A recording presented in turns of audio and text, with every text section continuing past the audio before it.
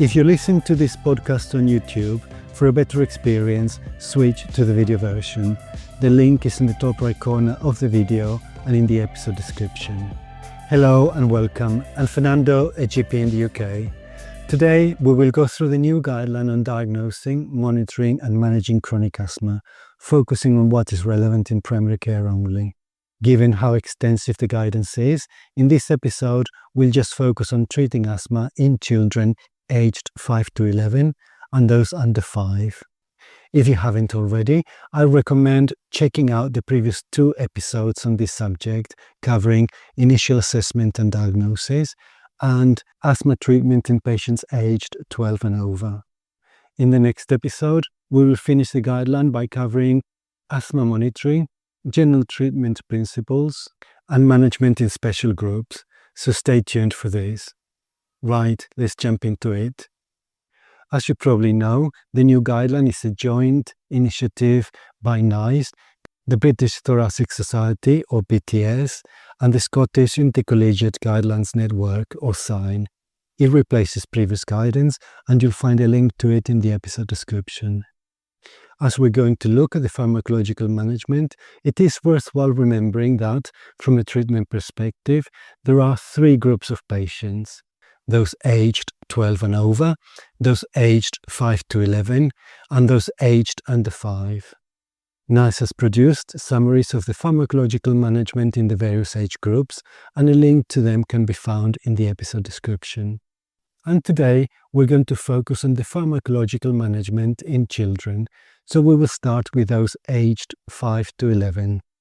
You may be aware that short-acting beta-2 agonists, or SABAs, have disappeared from the management of patients aged 12 and over. But in children under 12, SABAs have certainly a role to play. So let's have a look at it. And as initial management in children aged 5 to 11 with newly diagnosed asthma, we will offer twice-daily pediatric low-dose inhaled corticosteroids with a short-acting beta-2 agonist or SABA as needed.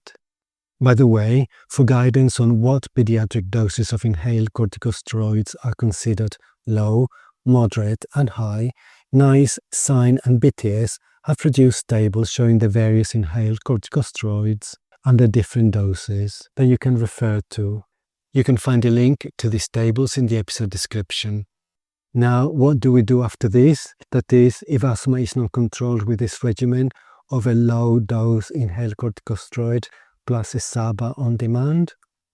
In this age group, there are 2 pathways, the MART pathway and the conventional pathway. Let's look at the MART pathway first, remembering that MART stands for Maintenance and Reliever Therapy. Here, we will consider pediatric low-dose MART when asthma is not controlled on pediatric low-dose inhaled corticosteroid plus a SABA on demand, as long as they are assessed to have the ability to manage a MART regimen. The current evidence supporting the use of MART in children aged 5 to 11 is based on the use of a dry powder inhaler. Then, if asthma is not controlled on a pediatric low-dose MART, we will consider increasing to pediatric moderate dose MART. Alternatively, the conventional pathway is needed when children are assessed as being unable to manage the MART regimen. Here, we would consider adding a leukotriene receptor antagonist to the twice-daily pediatric low-dose inhaled corticosteroid plus the SABA on demand when asthma symptoms are not controlled. We will give the leukotriene receptor antagonist for a trial period of 8 to 12 weeks, then stop if it is ineffective.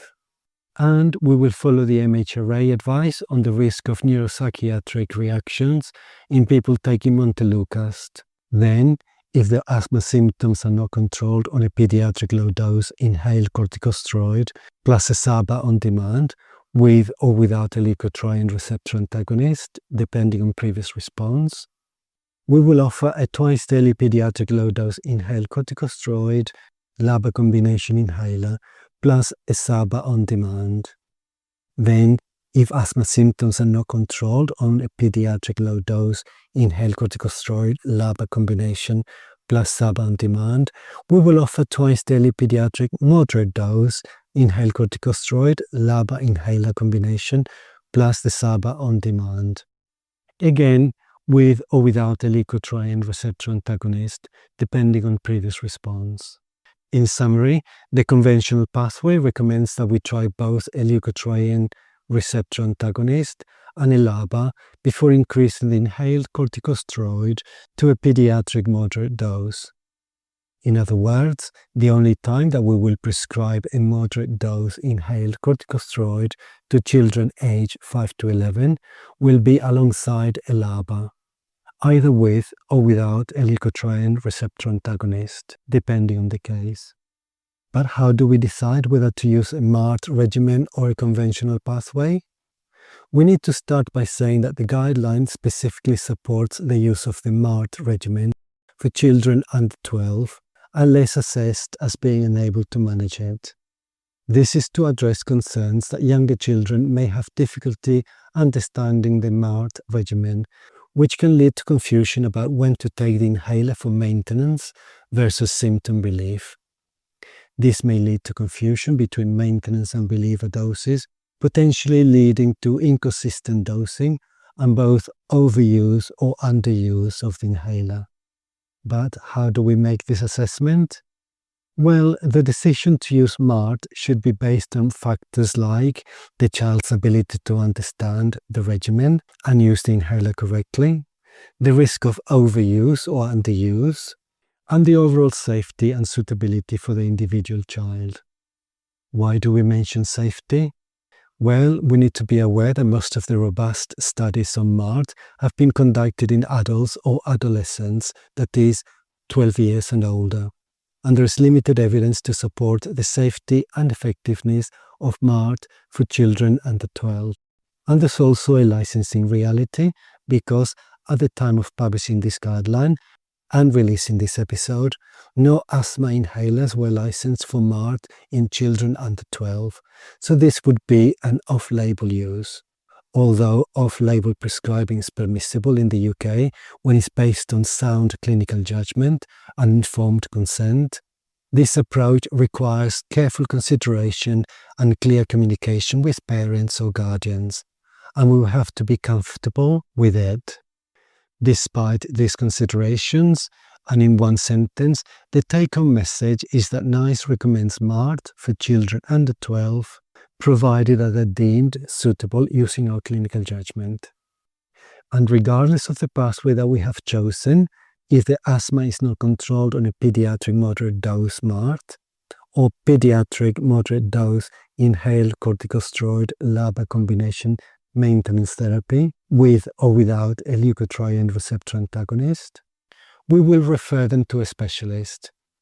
In other words, we will not prescribe high doses of inhaled corticosteroids to children aged 5 to 11 without seeking specialist advice first.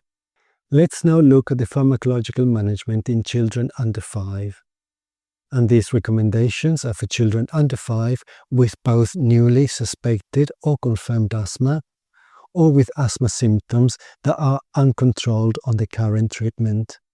So, if there are symptoms that indicate the need for maintenance therapy, for example, interval symptoms in children with another atopic disorder, or if there are severe acute episodes of difficulty breathing and wheeze, for example, requiring hospital admission or needing 2 or more courses of oral corticosteroids, then the first step is to consider an 8 to 12-week trial of twice-daily pediatric low-dose inhaled corticosteroid as maintenance therapy, with a short-acting beta-2 agonist or SABA for reliever therapy. If symptoms do not resolve during the trial period, we will check the inhaler technique and adherence to treatment, possible environmental sources of their symptoms, for example, mold in the home, cold housing, smokers, or indoor air pollution, and we will check possible alternative diagnoses. And if we cannot explain the poor response to treatment, we will refer to a specialist. This means that we will not increase the inhaled corticosteroid to a moderate dose if there has not been a good initial response to a low dose first. However, if symptoms are resolved, we will consider stopping treatment after 8 to 12 weeks and then review the symptoms after a further 3 months.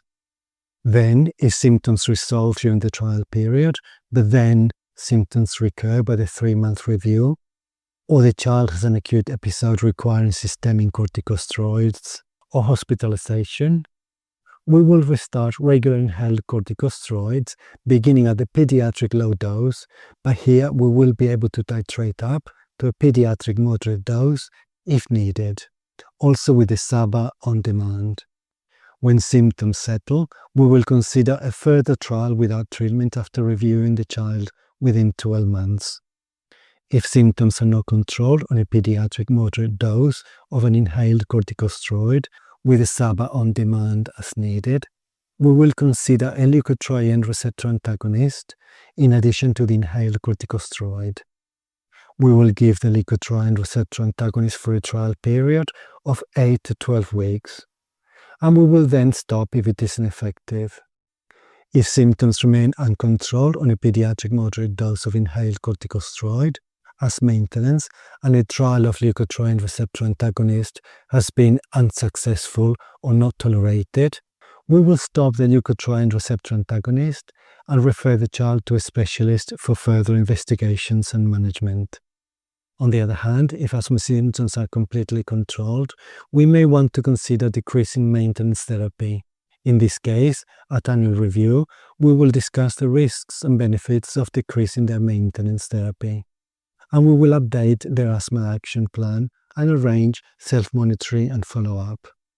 When decreasing maintenance therapy, we will stop or reduce the dose of medicines in an order that takes into account the clinical effectiveness when they were first introduced, as well as their side effects and the patient's preference. We will allow at least 8 to 12 weeks before considering a further treatment reduction. So that is it, a review of the treatment of asthma in patients aged under 12. We have come to the end of this episode. Remember that this is not medical advice, but only my summary and my interpretation of the guidelines. You must always use your clinical judgment. Thank you for listening, and goodbye.